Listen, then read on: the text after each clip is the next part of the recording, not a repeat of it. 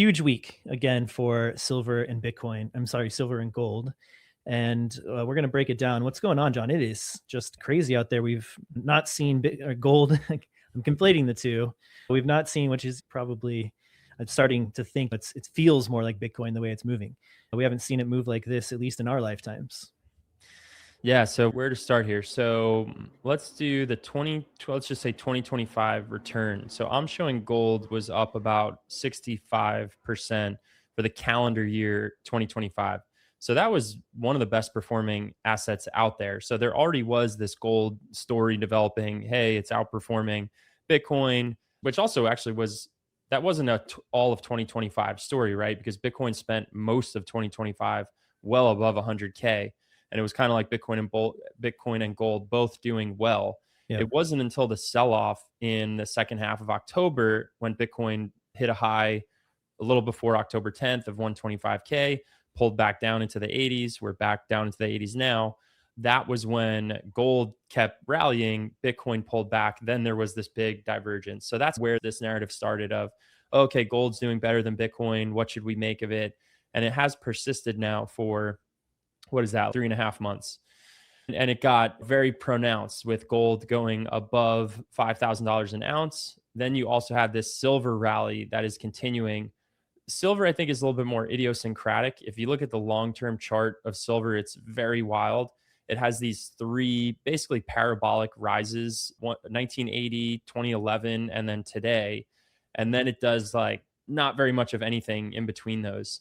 So for the people who follow the dynamics of the silver market, and if they place the trade at the right time, they did very well.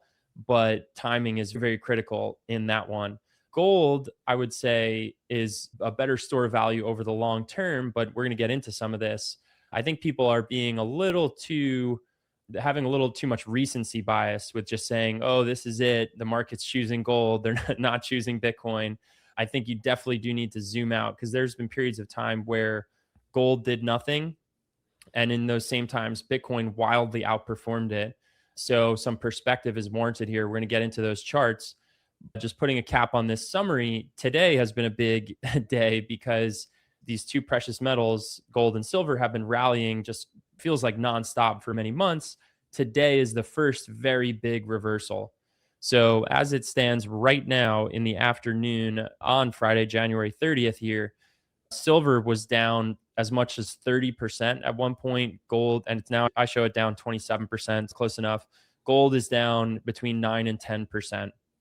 And if you look at what that means from a market cap dollar perspective, you're talking just in one day's move. So it's a trading day. You're talking like 6 hours of trading that these metals have shed multiples of what Bitcoin's market cap is. If, just to make the math easy, if Bitcoin's 1.7 trillion and if gold is 34 trillion, gold goes down 10%. That means it goes down 3.4 trillion. That's exactly twice the market cap of Bitcoin. Wow. So we're still at a point where gold can literally shed 2 Bitcoins worth of market cap in a 6-hour window. It's insane. Absolutely crazy. So let's take a look at some of these charts. We can start here. Correlation between Bitcoin and gold over the past decade. Let's see. This is Bill Miller quote or tweet here. Yeah. Bill Miller writes, gold is going up faster than Bitcoin. I guess Bitcoin is just another risk asset and not digital gold. Wrong. Correlation between BTC and gold over the past decade is 0.09, which is none. Why would you expect it to move at the same time? Yep. I think this kind of nails the perspective here. For anyone who's thinking, oh, the big gold is rallying, Bitcoin's not, that means the market is picking gold as the winner in the debasement trade or as the premier store of value and Bitcoin's being thrown to the wayside. That's just not the case. I think maybe you just haven't been here long enough. The numbers are the numbers in terms of long-term correlation over the past decade, as Bill Miller shows in his tweet. But then, yeah, we'll go into the next one. But basically, the other chart that, yeah, this gets into it a little bit. Actually, okay, good. So this is a little different than what I wanted to highlight.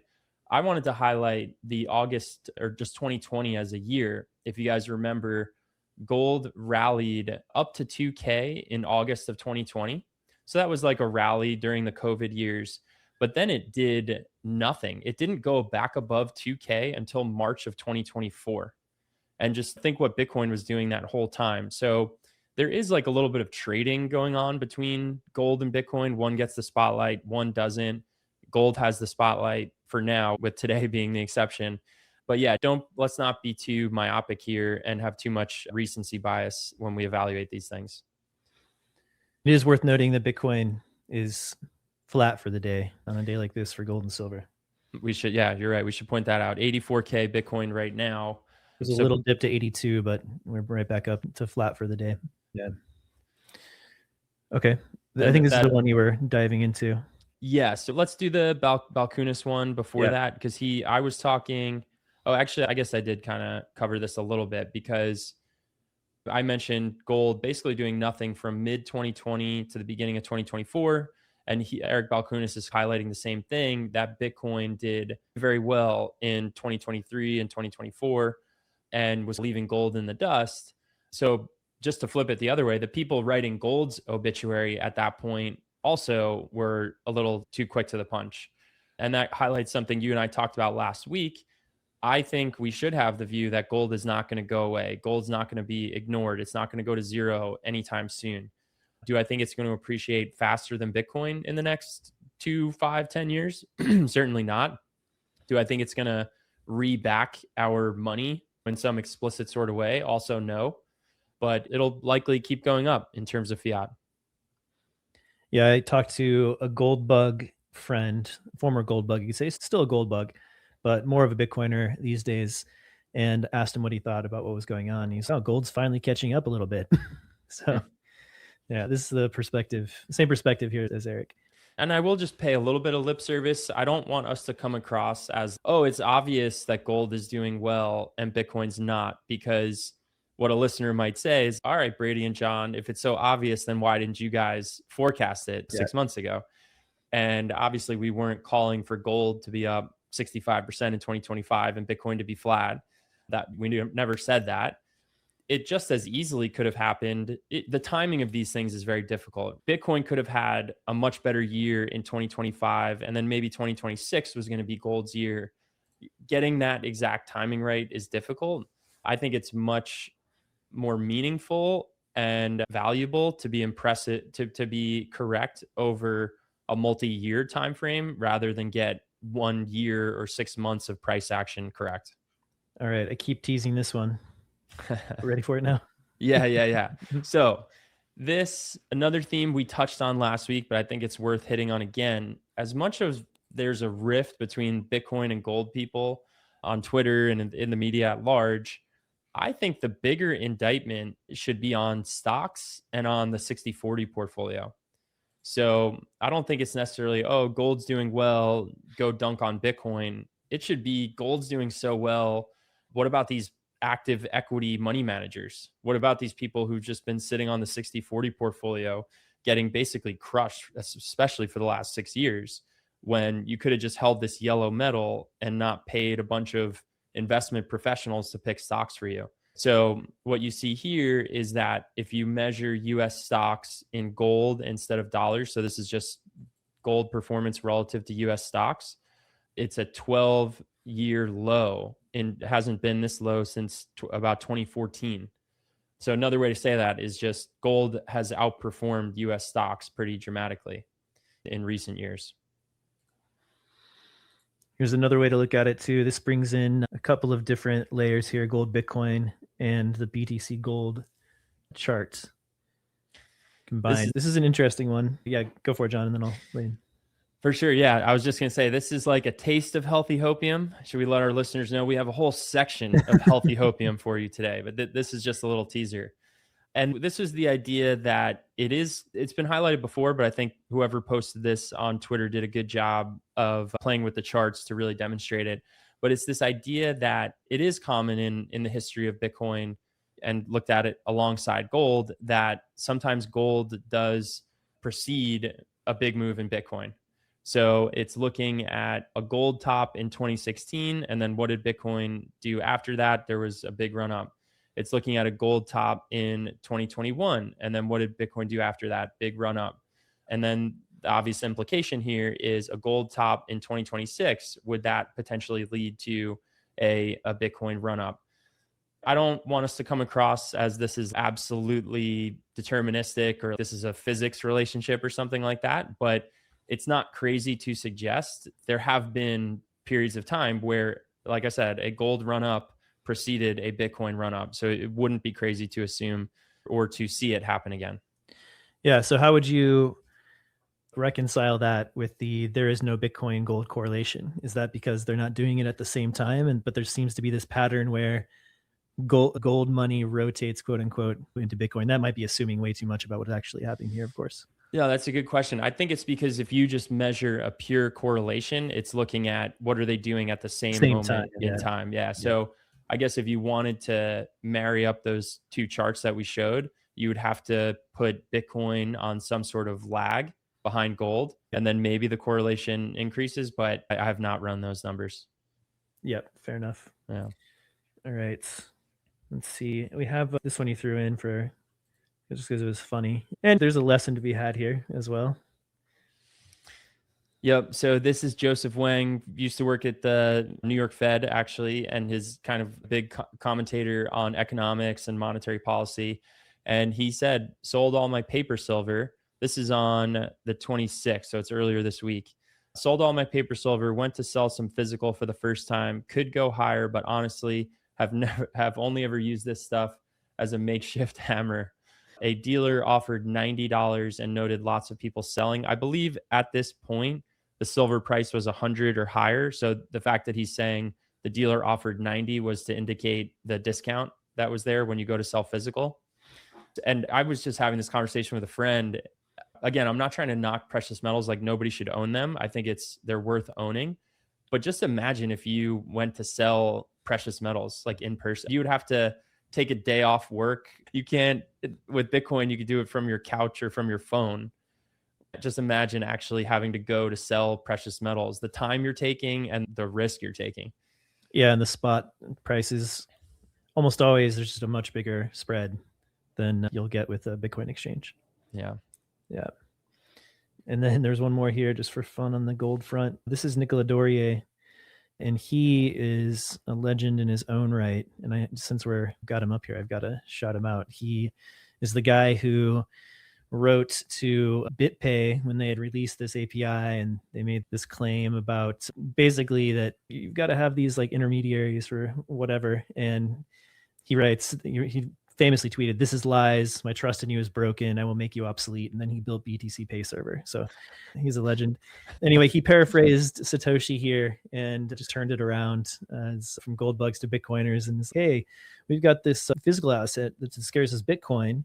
It's shiny and yellow. It's soft enough to shape into jewelry. It's resistant to corrosion. It's historically used as money, an ornament across civilizations. And one special, and this is where Satoshi said magical property, one special non-magical property can't be transmitted over network, only move slowly through physical space, guarded by vaults, borders, and armies.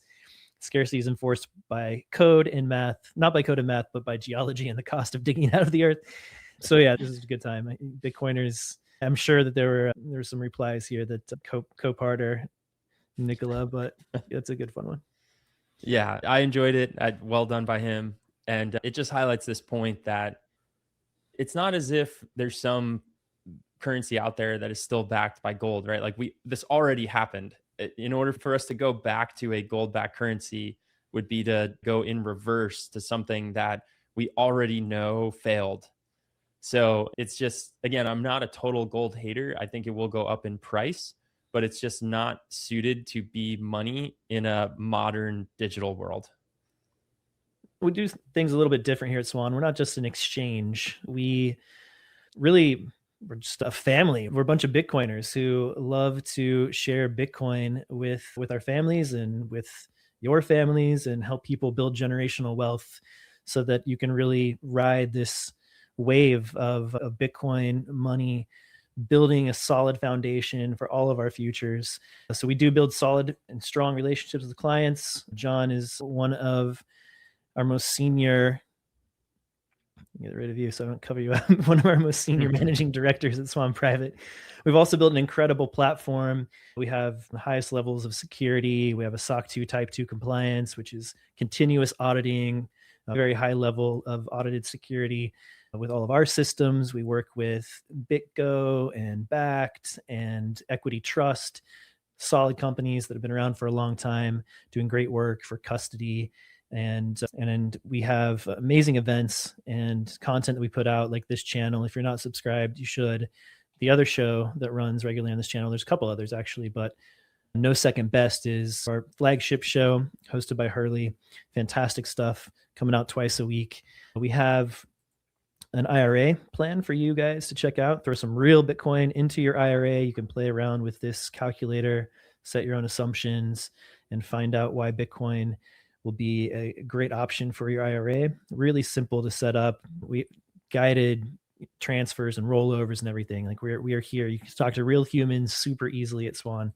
We have a Vault product, which is advanced Bitcoin cold storage. It's a 2 out of 3 multi-signature vault for your Bitcoin. So you have cold storage, meaning you're completely have self-custody. It's up to you. You're the only one in control, but you don't have to go it alone.